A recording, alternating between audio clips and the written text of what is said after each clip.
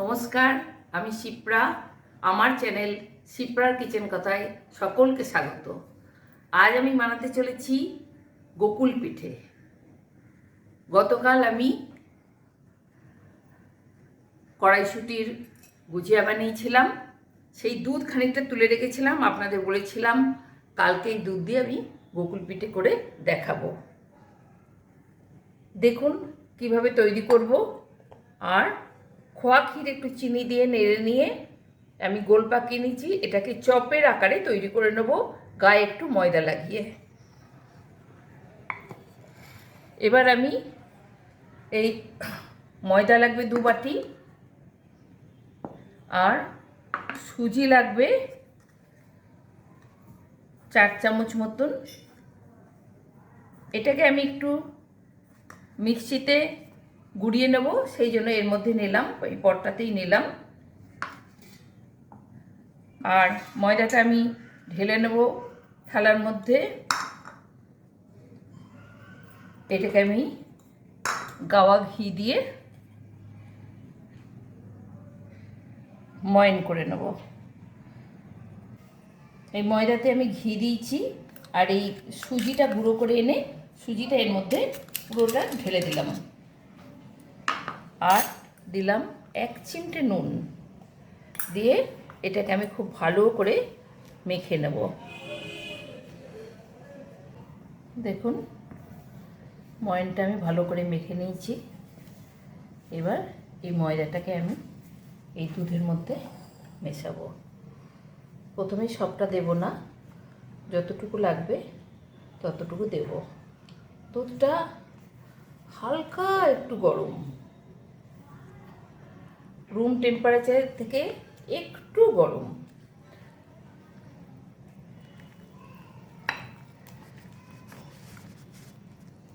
এটাকে বেসনের আলুর চপ ভাজি যেরকম বেসনের গোলা তৈরি করতে হয়, সেই রকমভাবে এটাকে আমি গোলাটা তৈরি করে নেব।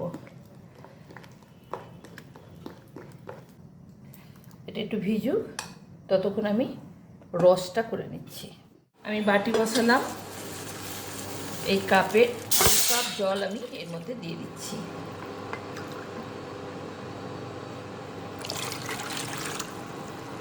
আর এই কাপেরই 2 কাপ চিনি আমি এতে দেব।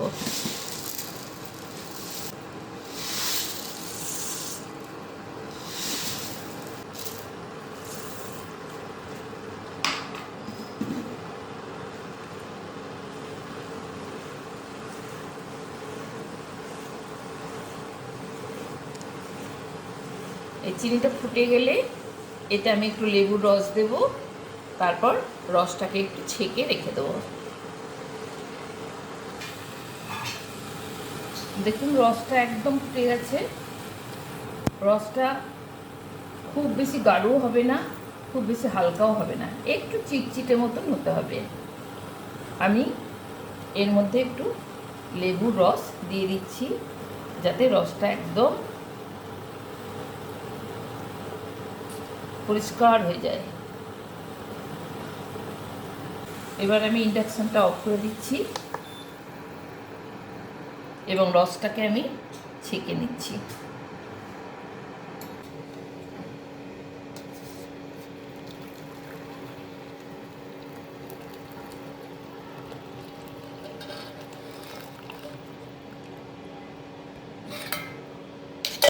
কড়াইয়ে আমি সাদা তেল চাপিয়ে দিয়েছি। এবার এর মধ্যে আমি একটু ঘি দিয়ে দেবো।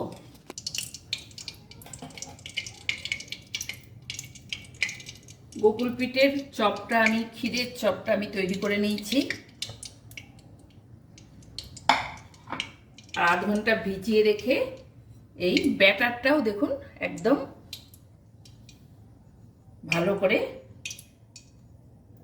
ভিজে গেছে। এবার আমি এর মধ্যে ডুবিয়ে ডুবিয়ে তেলে গোকুল পিঠেটা ছাড়বো।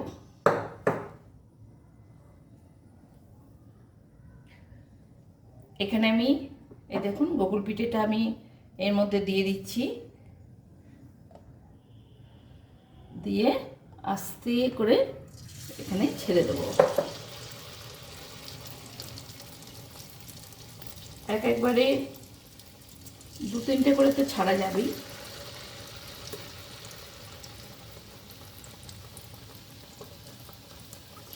আমি 3টে করে ছাড়ছি।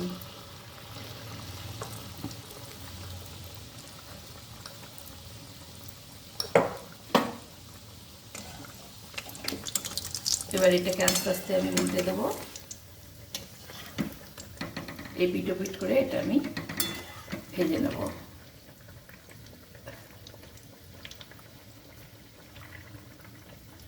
আঁচটা একটু কমিয়ে বাড়িয়ে আপনাদের করতে হবে, যেন একদম লাল না হয়ে যায়, আবার ধবধবে সাদাও না থাকে।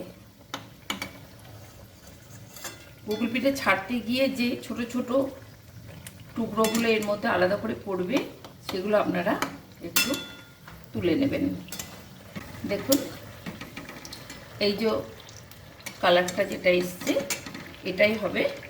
এই সময় ফ্লেমটা একটু কমিয়ে দেবেন, দিয়ে এবার আপনি তুলে নেবেন আস্তে আস্তে। এইভাবে সব গুগল পিঠেগুলো আমি ভেজে নিচ্ছি। দেখুন গুগল পিঠেটা আমি ভেজে নিয়েছি, আর রসটা তো আমি আগেই করে নিয়েছিলাম।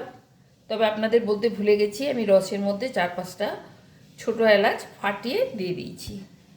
এবার আমি এই রসের মধ্যে একটা একটা করে এগুলো ডুবিয়ে দেব।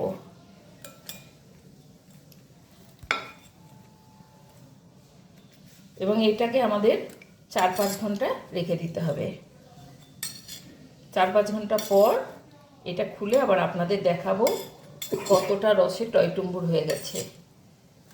এবং যেহেতু আমার বাড়িতে প্রতিষ্ঠিত জগন্নাথ দেব আছেন, আমি তাকে উৎসর্গ করে তবেই আমরা খাবো। 4-5 ঘন্টা পর আমি ফিরে এলাম। দেখুন গোকুল পিঠে অলমোস্ট ডান। রসে একদম টইটুম্বুর ক্ষীরের গোকুল পিঠে। কি ভালো লাগছে তো? তাহলে আপনারাও তৈরি করবেন এরকম গোকুল পিঠে, খেয়ে বলবেন কেমন হয়েছে। তারপর লাইক দেবেন, কমেন্ট অবশ্যই করে জানাবেন আমাকে, আর শেয়ার করবেন বন্ধুবান্ধবদের, সাবস্ক্রাইব করবেন, আর পাশের কালো বেল আইকনটি প্রেস করে দেবেন, যাতে সবার আগে আপনাদের কাছে নোটিফিকেশান পৌঁছে যায়। তাহলে আসি।